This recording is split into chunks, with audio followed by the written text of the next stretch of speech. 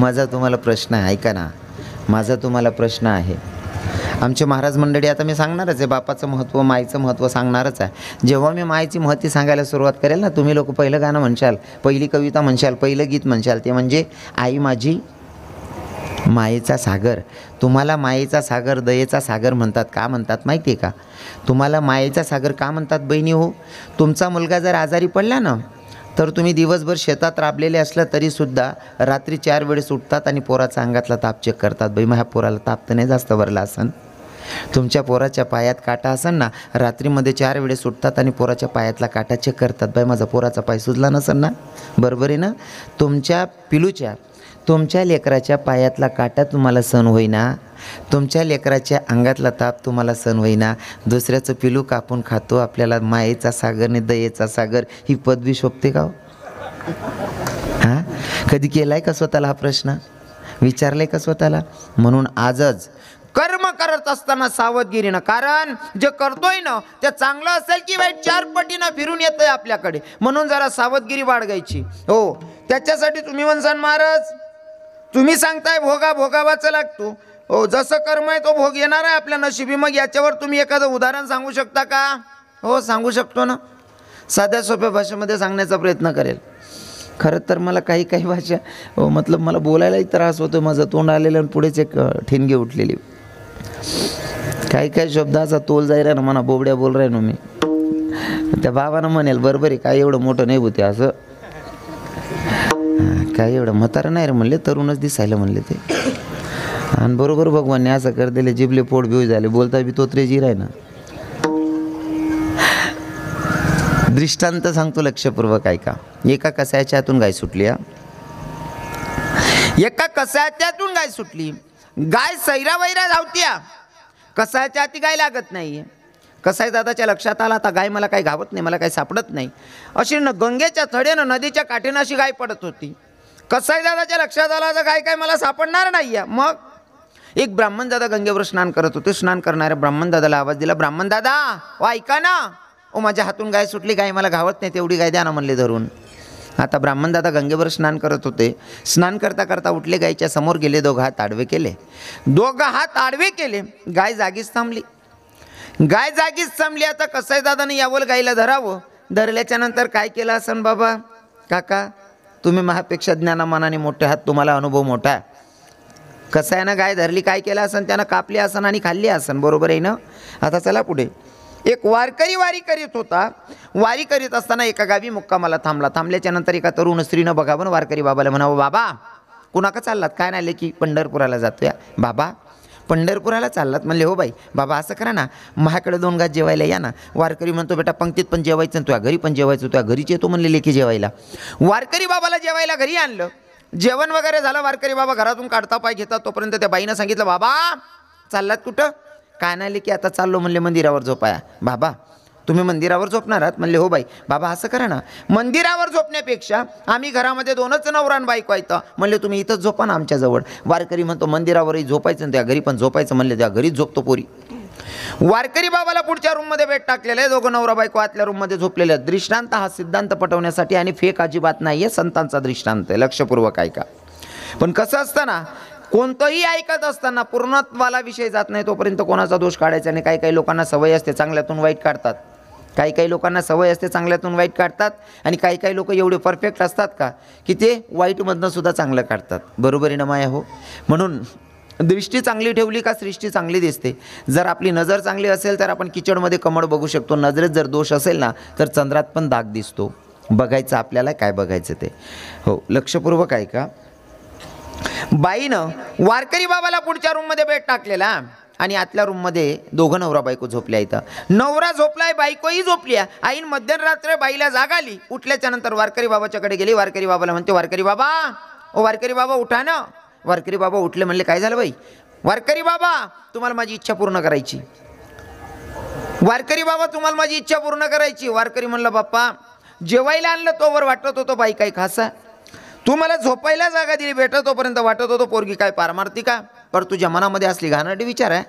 वारकरी बाबांना सांगितलं असली घाणेरडी कामं आम्ही करत नाही. आणि खरं तर वारकऱ्यानं घाणेरडी कामं करू नये आणि करतही नाही असा माझा विश्वास आहे.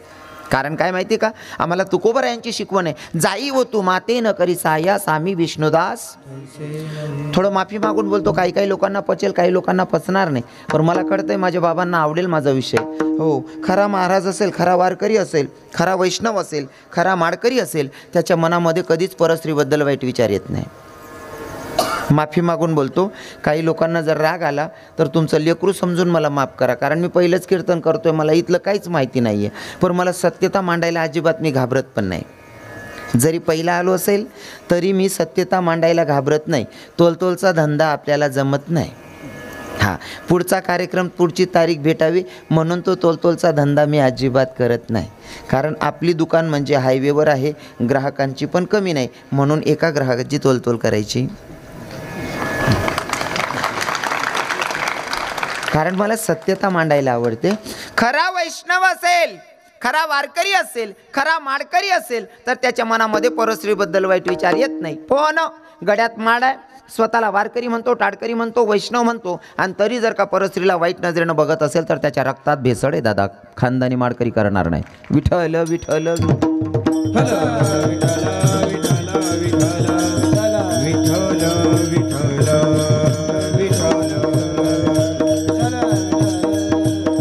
वारकरी बाबा म्हणायला लागले, बाई आम्हाला संतांची शिकवण आहे, जाई व तू माते न करी साया सामी विष्णुदास.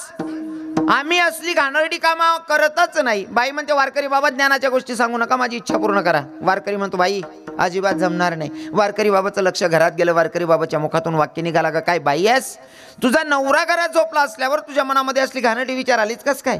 बाई म्हणते, वारकरी बाबा तुम्हाला माझा नवरा दिसतोय. बाई बाईनं काढली कुऱ्हाड, नवरा झोपलेला, झोपेतच नवऱ्याला ठार केलं, नवऱ्याची खांडच केली. आता वारकरी बाबाला म्हणते, वारकरी बाबा आपल्याला आडवं येणारही कोणी नाही, आता माझी इच्छा पूर्ण करा. वारकरी म्हणतो, बाप्पा अग्निदेवतेच्या समोर 7 फेरे घेतले, त्या नवऱ्याला झाले नाही, आमच्यासारख्यांबद्दल काय चांगला विचार करणार आहे. म्हणले, बाई असली घाणेरडी कामं आम्ही करतच नाही. आता बाई म्हणते, हाता का नवराही मेला आणि वारकरी माझी इच्छा पूर्ण करत नाही, मग काय करावं. बाईनं थोडं थैमान गाजवलं, हो नाटक रचलं, आणि मध्यरात्र आवाज द्यायला सुरुवात केली, काका बाबा मामांजी वाचवा वाचवा वाचवा म्हणतात. गावातील लोक जमा झाले. म्हणले, बेटा काय झालं. काय नाही काका, या वारकरी बाबांना माझ्या आबरूवर हात टाकायचा प्रयत्न केला, माझा नवरा मला वाचवायला आला तर माझ्या नवऱ्याला सुद्धा जीवे ठार मारलं. म्हणले या वारकऱ्यानं. खरं होतं का माया हो, खरं होतं का. पण काही काही गोष्टी तुम्हाला सांगतो बरं का, काही काही गोष्टी न कळत आपल्यावर खोटा आड येतो. आपण खरं असलो तरी पण खोटा आड आपल्या जगाच्या मालकावर बाबाजी बसलेत. समंतक मनी चोरण्याचा माझ्या कन्हैयावर खोटा आड आलता, मग तुमचं माझं काय घेऊन बसलात. पण खोटा आड येण्याचा पहिला संदेश कसा असतो सांगतो. पहिलं गाई म्हशी असे चालतात ना, बैल वगैरे चालतात ना, त्यांच्या चालल्याची जी खुरी असते, खुरीमध्ये साचलेलं पाणी असतं ना, बैलांचे ते पाऊल उमटलेले असतात, त्याच्यामध्ये पाणी साचलेलं असतं. साचलेल्या पाण्यामध्ये जर तुम्ही चंद्राचं दर्शन केलं, चंद्रमाचं, तर आपण कितीही प्रामाणिक असलो तरीसुद्धा आपल्यावर खोटा आड येऊ शकतो. हा संदेश आहे. हां, काय ना, ग्रंथांमध्ये सगळं शोधलं तर सापडतं, पण शोधणारा पाहिजे नाही का. हो, आता इथं वारकरी बाबा म्हणतोय, आपण केलेलं काहीच नाही, या पोरीनं आपल्यावर आड घेतलाय, पण आता आपल्यावर विश्वास करणार कोण आहे. गावातील लोक जमा झालेली. कोणी म्हणतं का रे वारकरी असल्यावर तुझ्या मनामध्ये असले घाणेरडे विचार, कोणी म्हणतं याला जाळून टाका, कोणी म्हणतं मारून टाका, कोणी म्हणतं याला गडफास लावा. एक सुज्ञ बाबा आले, ते म्हणतात, अरे वारकरी असल्यावर असली घाणेरडी कामं करतो. म्हणले याला मारू नका, मग एक काम करा, या वारकऱ्याला चौकात बांधा आणि याचे 2 हात तोडा आणि याला मोकळं करा. याचे तुटलेले हात बघून दुसरा वारकरी कोणी घाणेरडी कामं करणार नाही, म्हणून याचे 2 हात तोडा. वारकऱ्याला चौकात बांधलं, त्याचे 2 हात तोडले आणि वारकऱ्याला मोकळं केलंय दादा. वारकऱ्याला मोकळं केलं. आता वारकरीनं पंढरपुराचा मार्ग धरला, पंढरपुरात प्रवेश केला, डोळ्यातून गडगड अश्रू वाहत होते. देवाला सांगितलं, देवा अरे जो भक्त तुझ्यासाठी टाळी वाजवतोय, तुझ्यासाठी वारी करतोय, त्या भक्ताला जर का हात गमवावे लागत असतील तर देवा तुला दयावंत करुणावंत कोण म्हणणार आहे. पण पांडुरंगा, जर तुझ्यासाठी पायी वारी करणाऱ्याला, तुझ्यासाठी भजन गाणाऱ्याला, तुझ्यासाठी टाळी वाजवणाऱ्याला जर हात गमवावे लागत असतील तर तुला करुणावंत दयावंत तरी कसं म्हणायचं देवा.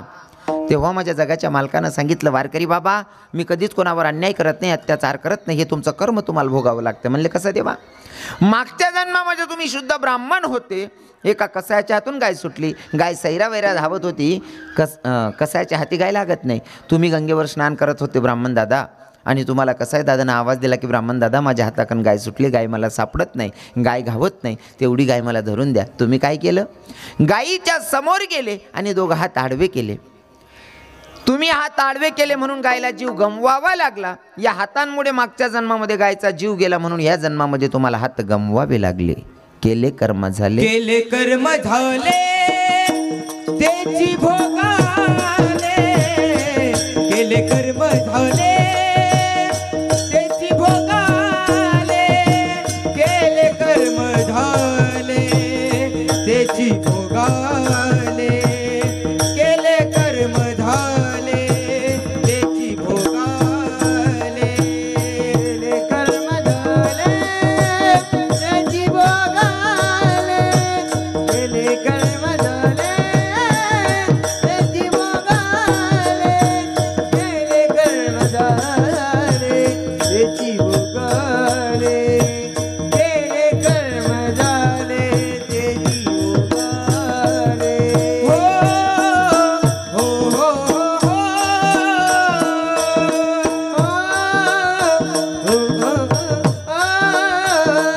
हे उपजले मेले ऐसे किती हो, उपजले मेले ऐसे किती हो, उपजले मेले ऐसे किती हो, उपजले मेले ऐसे किती हो, केले कर्म झाले त्याची बघाले, उपजले मेले ऐसे किती.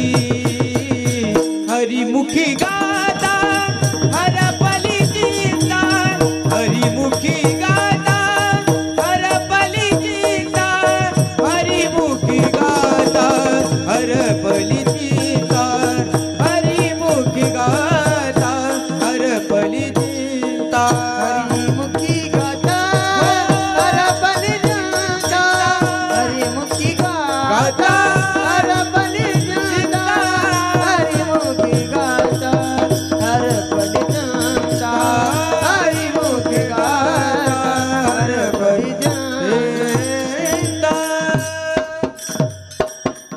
वा वा, आमच्या श्रीकांत बाबांनी गोड प्रमाण घेतलं. केले कर्म झाले त्याची भोग आले. हो, कर्म माणसाची साथ सोडत नाही. वारकरी बाबांना सांगितलं, देवा माझा गुन्हा माझ्या लक्षात आला रे, पण मला एक सांग ना, मागच्या जन्मामध्ये मी ब्राह्मण होतो, कसाच्या हातून गाय सुटलेली, गायचा जीव वाचत होती, पण मी पुढे जाऊन हात आडवे केले म्हणून मला हात गमवावे लागले. माझा गुन्हा माझ्या लक्षात आला, पण देवा मला एक सांग ना, तिचा नवरा तर गपगुमान झोपला होता, त्याचा काय अपराध होता बिचाऱ्याचा? तो तर गपगुमान झोपला होता ना. तेव्हा माझ्या भगवंतानं सांगितलं, तो आत्ता गपगुमान झोपलेला दिसतोय ना माय, तोच मागच्या जन्माचा कसाई आणि मारणारी जी बाई आहे ती मागच्या जन्माची गाय या. त्यानं जसं तिची खांड केली, त्यानं जसं तिची खांड केली मागच्या जन्मामध्ये, म्हणून ह्या जन्मामध्ये तिने सुद्धा त्याची खांड केली. हो, म्हणजे कर्म करत असताना सावधगिरीनं ना तर भोगावाच लागतो, नाही का. पहिला दृष्टांत साधू संतांचा दृष्टांत. मग आता तुम्ही आपण सुटतो का या कालचक्रातून? जर काही चुकीचं वागलात मग आपण सुटतो का? जर संतांना सोडत नसेल तर तुमच्यासारख्या माझ्यासारख्या साधारण जीवाला सोडेल का तो? आपण जे पेरणार आहे तेच उगवणार आहे. फॉर एक्झाम्पल, एक म्हातारा जरा बोलका होता, जरा जास्तीचा बोलत होता. सुनबाई म्हणते नवऱ्याला, तुमचा म्हातारालाही कटकट करतो. म्हणले तुमच्या म्हाताऱ्याला कुठेतरी पाठवा, तुमच्या म्हाताऱ्याला कुठेतरी पाठवा. तेवढं बरं आहे बा. कोळवमध्ये तशा सुनबाया नाही आहेत. तुमनाकडे नाहीत ना तशा बाया? हो बहिणी सोन, हो सोनचिडी सोन. तुमचा म्हातारालाही कटकट करतो. म्हणले म्हाताराला कुठंतरी पाठवा. माणूस विचार करतोय, जर का कुठं वृद्धाश्रममध्ये पाठवलं, भावकीमध्ये नातेवाईकांमध्ये हसू व्हायची, त्याच्यापेक्षा ना असं करतो म्हाताऱ्याला मारूनच टाकतो म्हणला. बापाला म्हणतो, बाप्पा काय रे राजा, चला तुम्हाला तीर्थक्षेत्रावर स्नान करायला घेऊन जायचं मन होतंय. माझी इच्छा आहे की तुम्हाला तीर्थक्षेत्रावर स्नानासाठी घेऊन गेलं पाहिजे. बापाला एवढा आनंद, पोरगं काय सुधारलं राव माझं. 4 व्हीलर गाडीमध्ये बापाला बसवलं, तीर्थक्षेत्रावर घेऊन गेल्याच्या नंतर बापाचा हात धरला. आता स्नान करण्यासाठी घेऊन जातोय. गुडघ्याला पाणी होतं. बाप म्हणला, बेटा इथं बसून करू का आंघोळ? म्हणले नाही पप्पा चला पुढे. आता गुडघ्याचं पाणी कमरेला लागायला लागलं. म्हणले बाळा बस ना. म्हणले चला ना पप्पा पुढे. आता कमरेचं पाणी छातीला लागायला लागलं. म्हणले बाळा बस ना. म्हणे पप्पा चला ना पुढे. बाप म्हणतो बेटा तू इथं मला स्नान करण्यासाठी नाही, तू मला आटे आंघोळ करायसाठी नाही, आटे तू म्हणा आटे कागदपत्र जमा करायला द्यायचे म्हणे. तू इथं स्नान करण्यासाठी आणलेलं नाही या, हो तू माझा जीवनाचा अंत करण्यासाठी आणलेला आहे, एंड ऑफ द लाईफ. पोरगा सांगतो पप्पा तुमच्या लक्षात आलं ना, मी मारायलाच आणले, लक्षात आलं ना. म्हणले हो, पण बेटा एक काम कर, तू जागा बदलून टाक. का हो पप्पा? लेखा तू जागा बदल ना. पप्पा तुम्हाला कळतंय ना मी तुम्हाला मारण्यासाठी आणलेलं. म्हणले हो. मग जागा काहून बदलायची? मरायचं इथं पण आहे आणि जागा बदलल्याच्या नंतर पण मरायचंच आहे ना मावशी. मग जागा काहून बदलायला सांगताय? म्हणले पप्पा त्या बापानं सांगितलं बेटा तू जागा बदल रे. का हो पप्पा? त्याचं कारण असं आहे बाळा, या जागेवर मी माझ्या बापाला सोडून गेलोय, तू कमीत कमी जागा तरी बदल. म्हणजे काय ना, तुम्ही जे पेरणार आहे तेच उगवणार आहे. अजून सांगतो, मला हे सांगायला आवडतं, प्रत्येक सुनबाई म्हणजे प्रत्येक लेक माहेरवरनं सासरी येते ना, माहेरहून सासरी येते तेव्हा आपल्या भाऊजाईला सांगते, वहिनीला सांगते, वहिनी कडाक्याची थंडी पडायली ग, महाबापाला सकाळी सकाळी चहा प्यायची सवय, 1 कप चहा बनवून देत जा गई माय. सांगतात ना, किती जीव आहे बापामध्ये, बरोबर आहे ना. मग तुमच्या बापाला तुमच्या भाऊजाईनं चहा बनवून पाजला पाहिजे अशी तुम्ही तुमच्या वहिनीकडनं अपेक्षा ठेवतात, तशीच अपेक्षा तुमच्या तुमच्या नणंदबाईला सुद्धा तुमच्याकडनं असते. हां, कदाचित तुमच्याकडे म्हणी वेगळ्या असतील, आमच्याकडच्या म्हणी वेगळ्या आहेत. आमनाकडनी म्हण अशी काय म्हणतात, चुलान मागे हां सुईन मागे. हां तुम्ही गावकडल्या पुरी होते ना, लगेच पटापट बोल रहे नाहीत बिचारे. हां आमना माहेर निकडनं महाराज हो माय. सांगायचं तात्पर्य आपण जे पेरणार आहे तेच उगवणार आहे, नाही का. म्हणून प्रत्येक गोष्टीची काळजी घ्या. तुम्ही जे करताय ते 4 पटीनं रिटर्न आपल्याला भेटणार आहे. पण हे पण सांगतो, तुमचं कर्म जे ते तुम्हाला भोगावं लागतं. ज्या दिवशी तुमचं मरण आहे, ज्या दिवशी मरण आहे त्या दिवशी मरत नाही, आणि ज्या दिवशी मरण नाही ज्या दिवशी मरण आहे त्या दिवशी आपला बाप आपल्याला वाचू शकत नाही. ज्या दिवशी मरण नाही त्या दिवशी दुश्मनानं मागून गाडी ठोकली तरी माणूस मरत नाही, बरोबर आहे ना. ज्या दिवशी मरण आहे त्या दिवशी आपला बाप आपली माय आपल्याला वाचू शकत नाही. कारण आमच्या संतांचं प्रमाण आहे, काळाची उडी पडेल बा जेव्हा सोडवी ना तेव्हा मायबाप. हो, ज्या दिवशी मरण आहे त्या दिवशी चुकत नाही, आणि ज्या दिवशी मरण नाही त्या दिवशी मारून माणूस मरत नाही. जसं की एक म्हातारी जरा कटकट करत होती, सुनबाई जसं म्हातारा होता तशीच म्हातारी पण. म्हातारी जरा बोलकी होती, म्हाताऱ्या नवऱ्याला सांगितलं, म्हणले तुमची म्हातारीला कटकट करते. त्याने पण तसंच ठरवलं, जर म्हातारी इथं कुठं पाठवलं तर भावकीमध्ये नातेवाईकांमध्ये हसू होईल, त्याच्यापेक्षा म्हातारीला मारतो. म्हातारीचं गठोडं बांधलं, रात्री 10:30-11 वाजेला म्हातारीला दुसऱ्या मजल्यावरनं दिलं फेकून. म्हातारीला दुसऱ्या मजल्यावरनं फेकल्याच्या नंतर पहाटे 5 वाजेला म्हातारी पोराचा दरवाजा ठोठावते, बाळा दरवाजा उघड रे. पोरगान दरवाजा उघडा, मायले दे का म्हणे माडी. म्हणे काय भाऊ, दुसरा मजलावर त्याने फेक देणं तरी बी. म्हणे भाऊ तुझं वर त्याने फेका ना तर खाल कपाशीन गाडी भरायला राहील ती. म्हणे मरण नाही तर मरणार नाही, मरण नाही तर मरणार नाही. पण ज्या दिवशी मरण आहे त्या दिवशी आपला बापही आपल्याला वाचवत नाही. विठ्ठल विठ्ठल.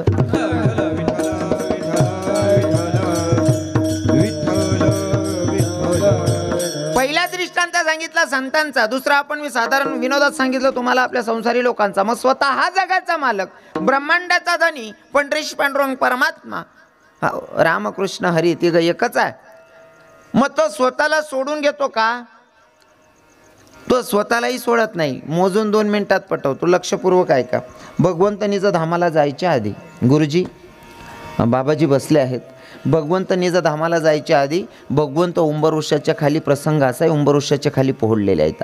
भगवंत उंबरवृक्षाच्या खाली झोपलेले आहेत आणि भगवंताच्या पायाला पद्म होता. पद्म असा चकाकत होता आणि एक शिकारीसाठी बसलेला होता.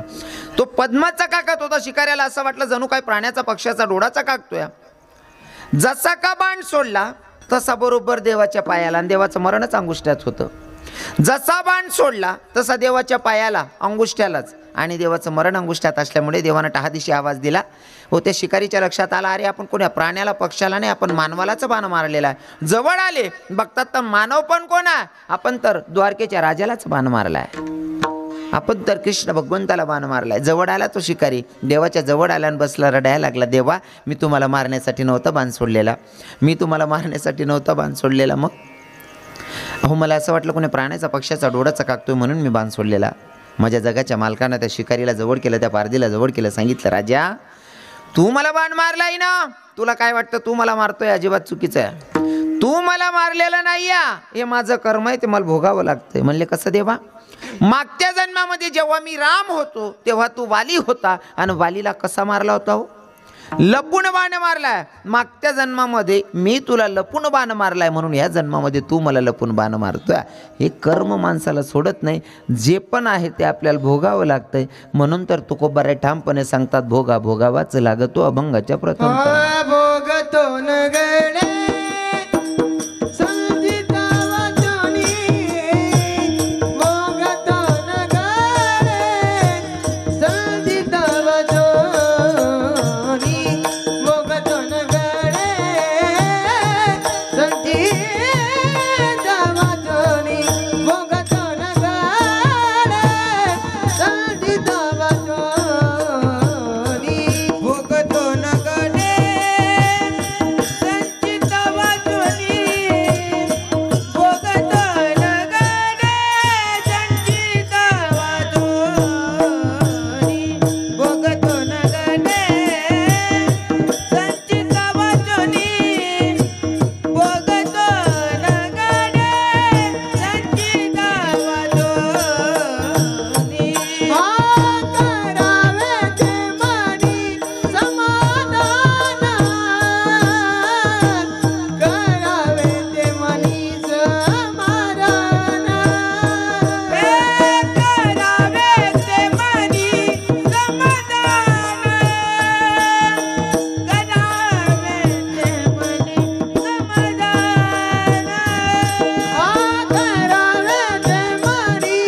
समाधान, करावे ते मनी समाधान, करावे ते मनी समाधान, करावे ते मनी समाधान.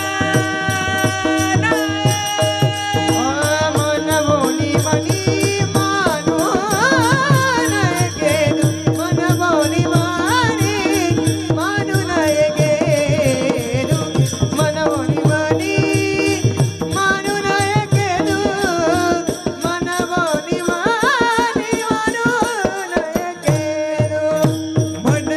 मनी मानून गेलो, मन बोली मनी मानून गेलो, मन बोली मनी मानून गेलो, मन बोली मनी मानून गेलो. वा. भोगतो न घडे संचिता वाचुनी, भोगतो न घडे संचिता वाचुनी इथपर्यंत बोललोय मी. अजून पुढे तर भरपूर बाकी आहे. पण खरं सांगू का, मी पहिले सगळ्यांची माफी मागतो. माझं पहिलंच येणं आहे आणि पहिलं येणं असल्यामुळे मला असं वाटलं की तुमच्या गावामध्ये कथा वगैरे होतात म्हणून मी चिंतन मांडण्याचा प्रयत्न करतोय. पचतंय ना तुम्हाला? हां, आणि तुम्हाला असं वाटलं ना हो म्हणा बापरे एका तपशी गो वाटेश नाही, असं नाही वाटत ना? नाही मला काय नाही, तुम्ही सांगा तुम्हाला काय आवडतं. मला पण बटं मटेरियल आहे. हो, मी दुकान लावून टाईमला नुसतं आहेत ना कडावर नाही, मी बटं मटेरियल ठेवले. पण मी असा विचार करा ना, ऐकणारा लोकेश आहेत बा, म्हणून चिंतन मांडण्याचा प्रयत्न करतोय गुरुजी. तुम्ही जर मला सांगत उसळ घसळ करीन लगे निघ जासू, गागर पडो का नको पडो. विठ्ठल विठ्ठल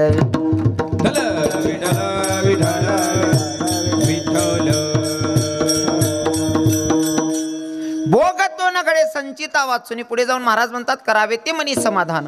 मग साधकांचा तुकोबारायांना क्वेश्चन आहे, तुकोबाराय आमच्या जीवनामध्ये जरी काही संकट आहे त्या संकटाला आम्ही तोंड देतोय आणि त्या प्रसंगाला तुम्ही म्हणताय करावे ते मनी समाधान. कसं शक्य आहे? जर मोठं संकट आहे बाबा, संकटाला तोंड देतोय आणि तशा प्रसंगाला समाधानी जीवन जगायला सांगताय तुकोबाराय, असं कसं शक्य आहे? आणि जर तुम्ही म्हणत असाल आमच्याकडनं अपेक्षा ठेवता तुमच्या परमार्थमधलं एखादं उदाहरण सांगा. तुकोबाराय काय उदाहरण देत असतील? आपण तुकोबारायांच्या पायाची दुरही बनू शकत नाही, पण मी उगा प्रयत्न करेल. ऐका.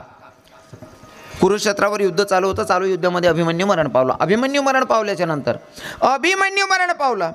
पांडव रडत होते, यात विशेष नाही, कौरव सुद्धा रडत होते. आणि माणसानं जगणं असं असावं की आपल्या रडतील यात विशेष नाही, मेल्याच्या नंतर दुश्मनाच्या सुद्धा डोळ्यात अश्रू आले पाहिजे, याला म्हणावं जीणं, नाही तर जगूनच फायदा नाही आहे. माणसानं जगलं असं पाहिजे की मेल्याच्या नंतर लोकांनी म्हणलं पाहिजे की नाही यार, अजून वर्ष 2 वर्ष पाहिजे होता, बिचारा खूप चांगला होता रे. नाही तर गलीमाना लोक सांगतो बरं होई गे बो घाण गे आपला गाव मानी. असं नको ना व्हायला, बरोबर आहे की नाही. जीवन जगत असताना असं जगायचं, मेल्याच्या नंतर आपली कीर्ती उरली पाहिजे. वारकरी संप्रदायाचं प्रमाण नाही, ते निरंकारी भजनीवाले गातात ते भजन, पण मला सांगायला आवडतं. इतकं गोड भजन आहे का, हां तुम्हालाही ऐकवतो, ऐका. हे तुला मानवाया ठाई जन्म पुन्हा पुन्हा नाही, बहुमोलाचे लाभले जीवन, बहुमोलाचे लाभले जीवन. मानसा तू माणूस बन, मानसा तू माणूस बन, मानसा तू माणूस बन. स्वार्थापायी माजविला इथे तू आतंक, माणसाच्या धर्माला तू लाविला कलंक. असे बरे नव्हे तुझे हे चलन, असे बरे नव्हे तुझे चलन. माणसा तू माणूस बन, माणसा तू माणूस बन. वैर ईर्षा न परत अहंकार त्यागना, माणसा तू माणसाशी मिसळून वागना. कर माणुसकीला नेहमी जतन, कर माणुसकीला नेहमी जतन.